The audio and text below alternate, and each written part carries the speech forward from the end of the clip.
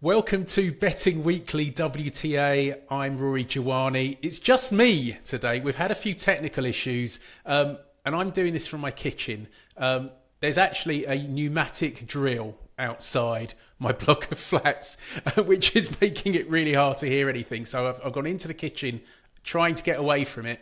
All the windows, doors are shut. Hopefully, they've actually just stopped. But I fear they might start up again anytime. Hopefully we won't hear too much. We're going to be looking ahead to the big 1000 tournament in Beijing, the China Open, which gets underway early hours, or actually going to be late American time in Beijing. And Arena Sabalenka is the favourite for that, having just won the US Open. We'll have a quick look back on last week. Not the best week for us. We had the Korea Open in Seoul, which went to Beatriz Haddad-Maia, the Brazilian. She was a set and a break down to Daria Kasatkina before roaring back to win 6-1 in the third. One thing to note going forward is that the courts played really slow in Seoul. The service hold percentage was marginally above 60, which is very slow for hard courts. At the Thailand Open, which was also last week, the service hold percentage was just a sliver under 60. So they played almost identically, and we knew Hua Hin, it was going to be slow, but we weren't expecting Seoul to be quite that slow. And in Korea, the top three seeds reached the semi-finals. Our main pick, Deanna Schneider, was one of them. She went out to Kasatkina on the semis. They were played the same day as the quarterfinals, which probably didn't help the Russian. In the bottom half, Yulia Putintseva couldn't get past Amanda Anisimova. The American was actually complaining about the heat in that opening match. Play was delayed because it was too hot. When they did get started, she wasn't that happy about it. And she seemed to be suffering maybe from cramp or something physical late on in that match. And she retired injured in the second round against Victoria Tomova.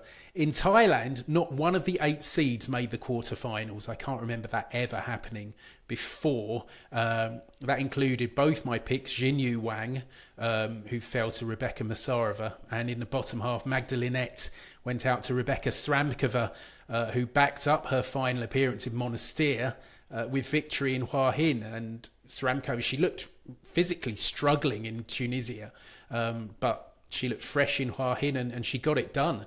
And she's nearly 28, so you kind of wonder where she's been all this time. And she's now up to a career high ranking of 65. So we're moving on to Beijing.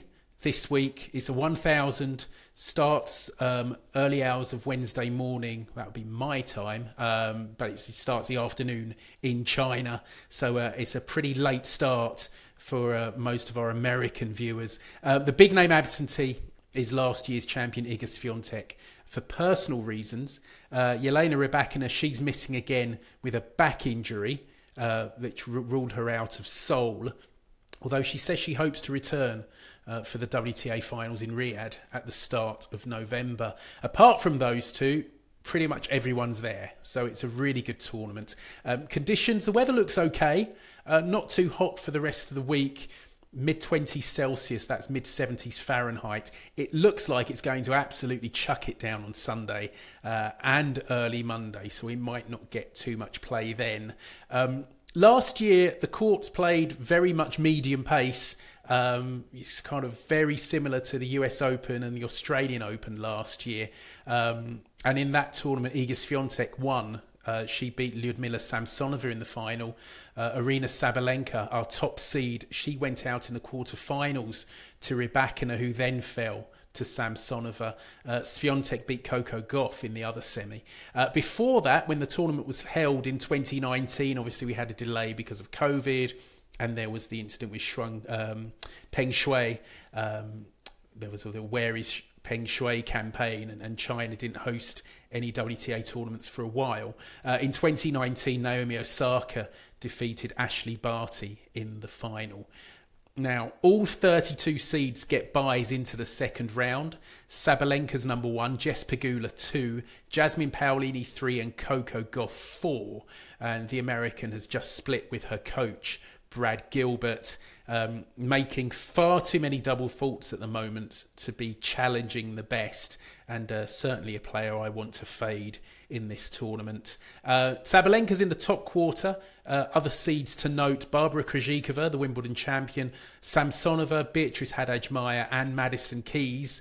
Karolina Muchova is also in that top quarter. She's not seeded. In the second quarter, you've got Jasmine Paolini, Qinwen Zheng, the Olympic champion and home favourite. Daria Kasatkina's there, Donna Vekic and Mira Andreeva. Emma Raducanu was in that second quarter but pulled out yesterday. The third quarter, Gauff's there, Elena Ostapenko, she's seeded 8 but in pretty wretched form. Alla Kalinskaya's there, as is Marta Kostyuk and Leylah Fernandez. Unseeded Naomi Osaka, the 2019 champion, she's in that third quarter. And in the fourth quarter, you've got Pegula, Emma Navarro, her first tournament back since reaching the semis at the US Open, Deanna Schneider and Paula Badosa, she's seeded 15.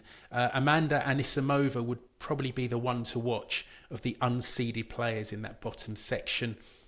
So let's take a look at the outright prices. Aryna Sabalenka, plus 250, the strong favourite for this China Open. Jessica Pegula, the woman she beat in the US Open final, she's $6. Coco Gauff, out of form, 4th seed, $6.50. Qinwen Zheng, the Olympic champion, she's $7. Karolina Muchova, $13. Naomi Osaka, champion back in 2019, she's $15. Jasmine Paolini, $17. Emma Navarro, $20.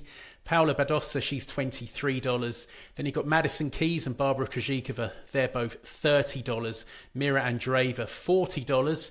Beatrice Haddad-Maia and Daria Kasatkina, who contested the Korea Open final last weekend, they're both $50. Then we've got Amanda Anisimova and Lyudmila Samsonova, they're both $66.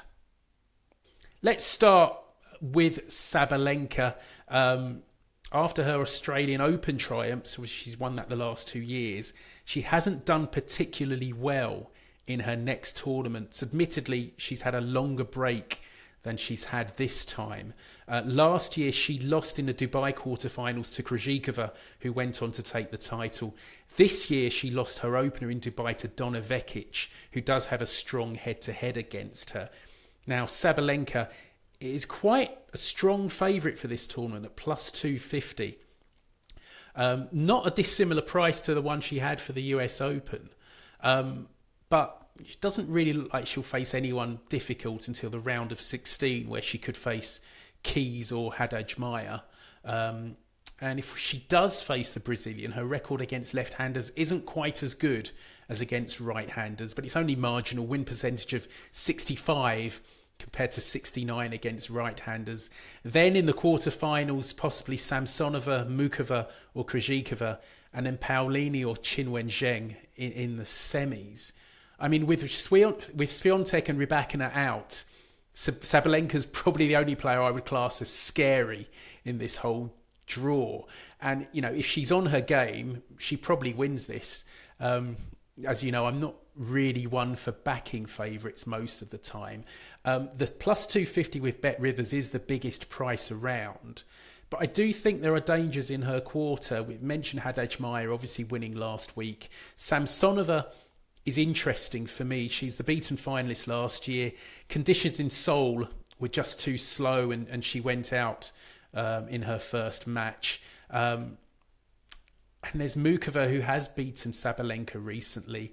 I always like Paolini's chances against Sabalenka. I think that's a good matchup for the Italian. She does like playing the big servers. And this could be tougher than the US Open. She made heavy weather of Ekaterina Alexandrova in round 3 in New York.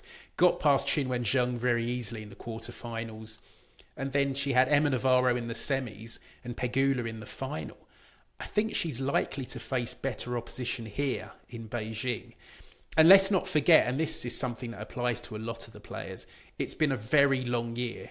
Sabalenka, she went to the finals in Madrid, final in Rome, she won Cincinnati, she won the US Open. You know, at some point, for a lot of these players, this season is going to catch up with them. And this could be where it catches up with Sabalenka. She is the outstanding player in Q1. The other quarters looked really open. In Q2, Zheng will have home support. She was walloped by Rybakina in round one last year, but she should have a reasonably easy passage to the quarter-finals. Then it gets difficult. You're looking at either Paolini, Andreeva or Vekic in the quarters, and then Sabalenka in the semis. And we know Zheng's been well beaten by her in the Australian Open final, and then again at the US Open. Q3, very open again. Gauff's in no sort of form. Kalinskaya I'm quite interested by because she reached a Dubai final in very similar conditions to these. Kostyuk is quite interesting as well, although she did go down to Schneider in Korea. Ostapenko is in poor form. Leylah Fernandez fell at the first in the US Open, hasn't been seen since. So the Q3 looks really open. And Q4, Pegula, she could face Veronika Kudermetova or Anisimova in round 3. And then possibly Badosa or Alexandrova in round 4. For Navarro at the top of the quarter, Potapova could be tricky in round 3, Anastasia Potapova, who's shown signs of form. And then it's probably Schneider in round 4. But again, very, very open-looking draw. If you look outside the first quarter, we're dominated by Sabalenka. The second, third and fourth quarters look really open. So I'll just leave you with my picks, I guess. Samsonova really caught the eye yesterday at $100, but that was quickly cut to 66. I think that's still a big price and worth half a point each way in the first quarter. As I say, she did reach the final last year in conditions. I think these conditions will suit her, and she's probably coming into this tournament in better form than she was in last year. Mukova does have a good chance in that top quarter, but $13 looks a bit short given her injury profile. In Q2, Paolini was going well in the US Open until she ran into an inspired Mukova. And if either Sabalenka or Samsonova came through the first quarter, I think Paolini would have a really good chance against either of them in the semi-final. We are short Bet Rivers at $17 about Paolini, but I think it's still fair, especially compared to Gauff at $6.50 and Osaka at $15, who both look far too short to me. So I'm going to have another half point each way on Paolini. In the bottom half, third quarter is so wide open, fairly unreliable players. I do like Anna Kalinskaya for this. She's had a break since the US Open. She is injury prone, but as I say, she did reach the final in Dubai, and that third quarter looks wide open. And she's $150, which I think is a huge price about a player who, she's the 10th seed, and she's quite highly rated, highly ranked in the world. And if she is fit, I think she's got a good chance of coming through that. Her main dangers would be Kostyuk and Osaka, and perhaps Leylah Fernandez. But $150 is a really big price. So I'll be going another half point each way there. And in Q4, Badosa let me down at the US Open. I mean, there's no other word for it. She choked in the second set of her quarterfinal with Emma Navarro. But she has won Indian Wells before. Maybe it's just a thing in the slams. But for Badosa, she is definitely back to something like her best.